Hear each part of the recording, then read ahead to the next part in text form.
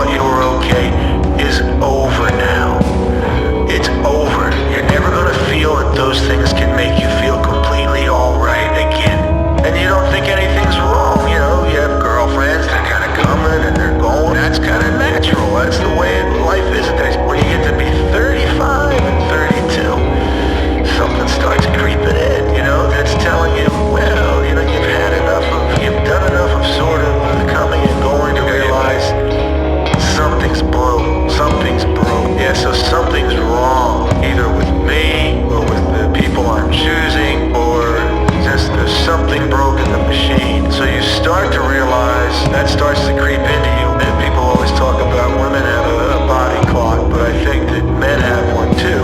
And when they get into the early 30s, mid-30s, you start thinking about, okay, where's the rest of my life? Yeah, where's the rest of my life? You know, and why don't I have one? I mean, shouldn't I have one? Is it, you know, haven't I figured out all the big problems? That's when you realize, when it finally lands on you, you realize, oh my God, I'm back to zero in this area, and this area has nothing to do with this fortress I have built for myself for 30-some years.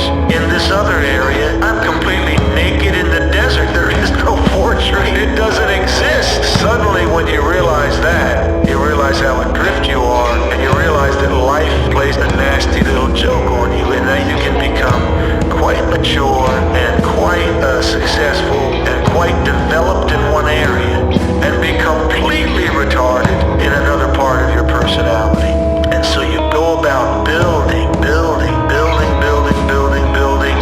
and you keep the world at large, at bay, you know, and that's how you live.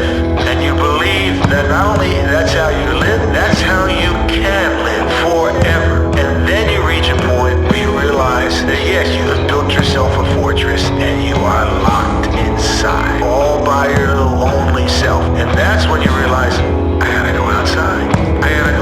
But I don't like outside.